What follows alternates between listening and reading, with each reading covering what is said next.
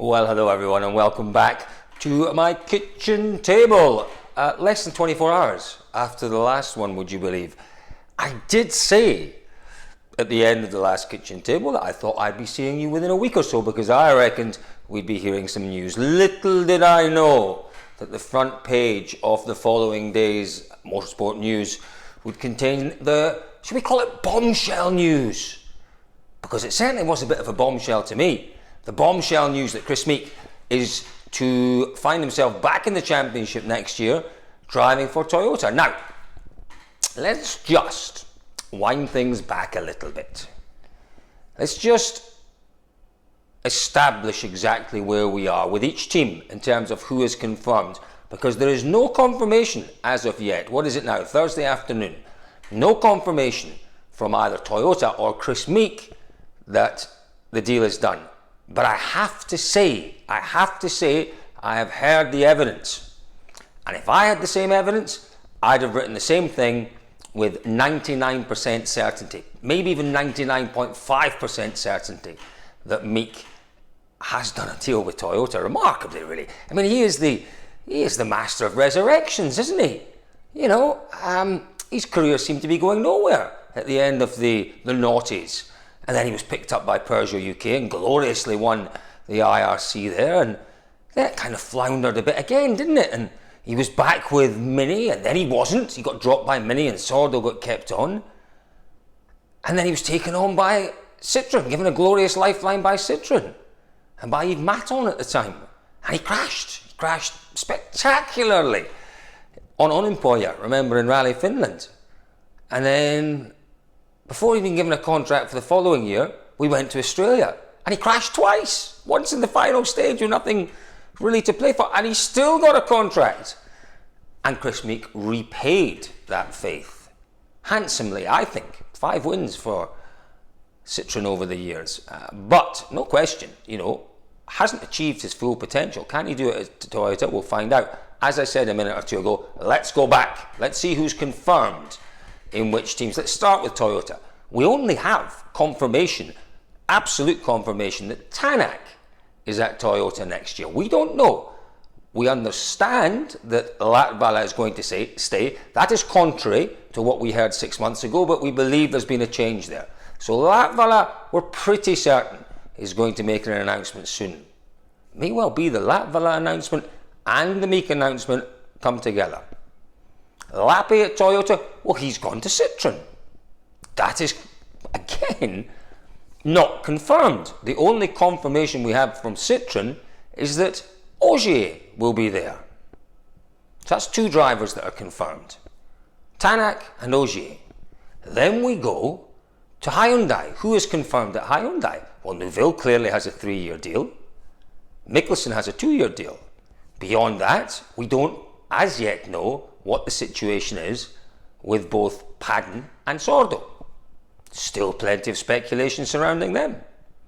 And then we go to M Sport. Well, we don't know what's happening. I would bet my money on M Sport being around next year.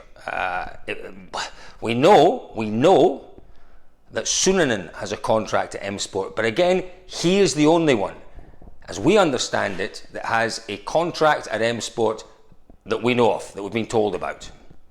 So really only 5 drivers in 4 teams with confirmed contracts for next year. Now, the strong belief is that Toyota are sorted. So at Toyota, what do we have? We have Tanak, we have Latvala, looking good, you'd have to say again, Latvala, really looking good again. And we have Meeke. What a team that is. That is a WRC super team. Is it a balanced team to bring you a manufacturer's championship? Absolutely not. But again, as I said in the last kitchen table, expect the unexpected. Mäkinen has confounded and surprised us at practically every turn. And the majority of times, he's got it right. He's got it right. The team looked unbalanced this year, but they're pushing for a manufacturer's title, which is extraordinary in their second full year in the championship. Quite extraordinary. So we think that Meeke will join that team. In what role? Now, a lot of people yesterday clearly delighted. I have to say, I put a little post on Facebook early yesterday morning, and I've never seen a response like it. There is massive interest in Kris Meeke because he's a little bit different. He's a little bit of a maverick. He's very much his own man, his own thinker. But how is that going to fit in at Toyota? You know, you could say Meeke is very much in the Mäkinen mould. He's dynamic, he's exciting, he's gung-ho, he's, you know, win or bust type driver. But how will he fit in a team which will have a clear number one? Tanak for me right now is the best driver out there. Struggle to say the best driver in the world, because for me we've still got Ogier, who I think just pips it. Tanak and Neuville just about there. But you've got Tanak, clear number one driver. You've got Latvala. Well, what's his role? He's going to put Latvala as a number 3 effectively. The man who you say, look, whatever happens, you have to complete the rallies. You have to bring us the points if the other two falter. Is Latvala going to accept that? Maybe at this point in his career, he'll accept anything. I don't know. So what is Meeke's role? Meeke is clearly not the dependable, reliable, solid, Sordo-esque driver who is going to bring you 4th, 5th, 6th places, and he's going to just knock them out and knock them out and knock them out. That is not Kris Meeke.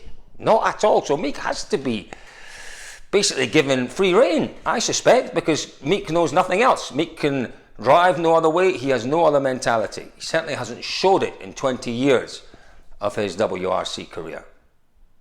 But there's always the possibility we'll see a different Meeke. Listen, you know, we don't know the ins and outs of this contract. If there is a contract, still not confirmed. We firmly or strongly believe there is one. We don't know the ins and outs of the contract.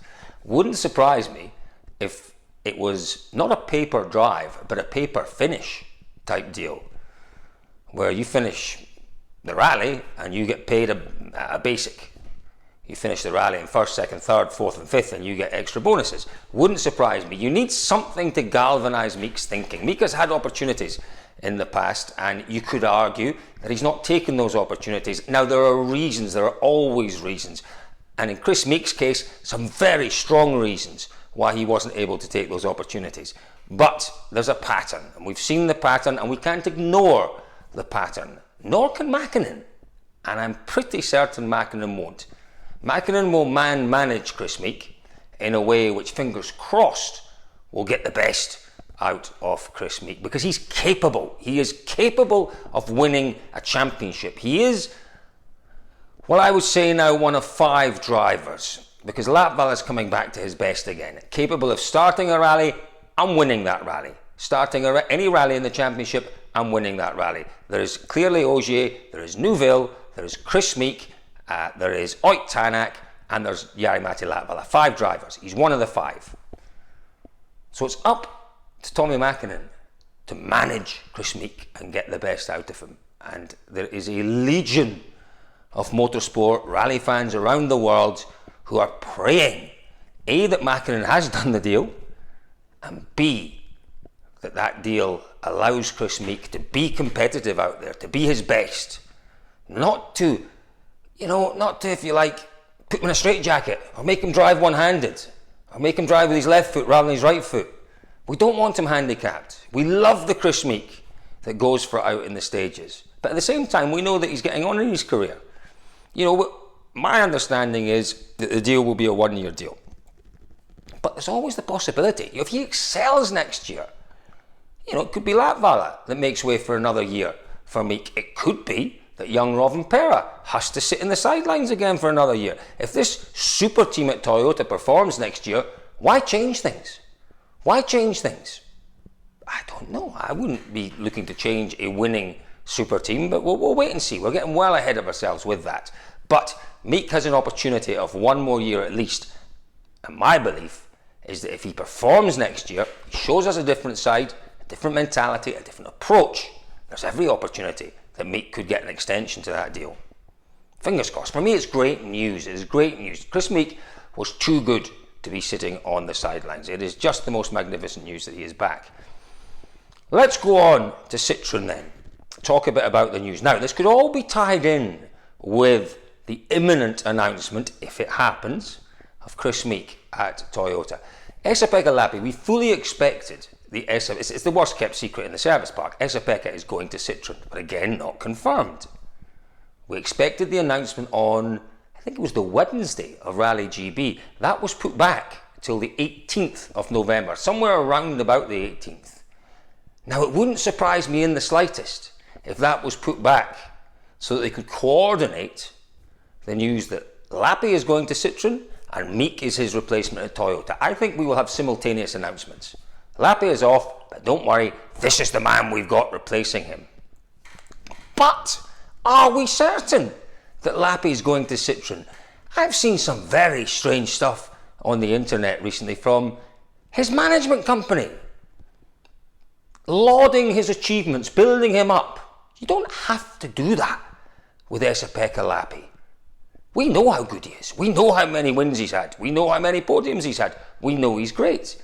Why do you shout on behalf of your own driver if you're confident that he's got a 2 or 3 year deal? Listen, I might be reading too much into that, and I probably am, because it's a strong, strong rumour that Lappi is going to Citroen. But when I saw those tweets, I thought, that sometimes that's a bit of desperation measures. Look at me, look how good I've been.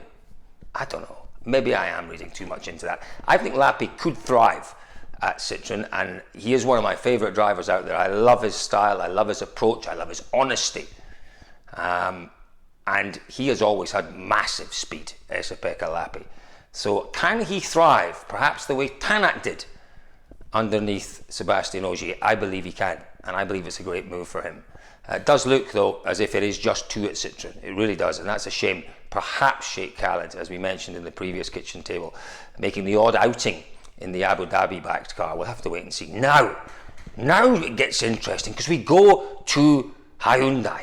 Now remember, last season, start of last season, Hyundai, red hot favourites to win at least the manufacturer's title. They had the super team, didn't they, at the start of 2017? They had Thierry Neuville, who was a winner. They had Hayden Paddon, he was a winner. They had, obviously, Danny Sordo, who was also a winner. Didn't go their way, did it? Didn't go their way. And when it looked as if they weren't going to deliver on their hopes of a manufacturer's title, it was a little bit of a knee-jerk reaction, and they took Andreas Mikkelsen. Not a bad choice at all. Andreas Mikkelsen, as we know, also a previous winner in the championship, multiple winner in the championship. But they've got history. They've got history of perhaps doing things that are slightly knee-jerk, maybe you could argue, and things that perhaps don't, on the face of it, look to fit in, because when Mikkelsen went there, they already had 3 drivers. So, is it possible that in response to Toyota's super-duper team, that the super team at Hyundai might make some changes? I think it is possible. And who would be the man?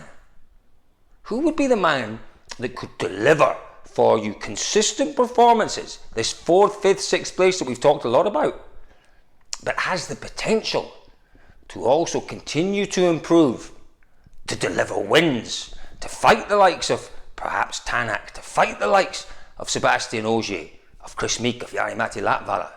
Who could do that? I'll tell you one man who, it looks to me, is out of a seat right now. Craig Breen. Craig Breen could end up at Hyundai. Wouldn't surprise me in the slightest.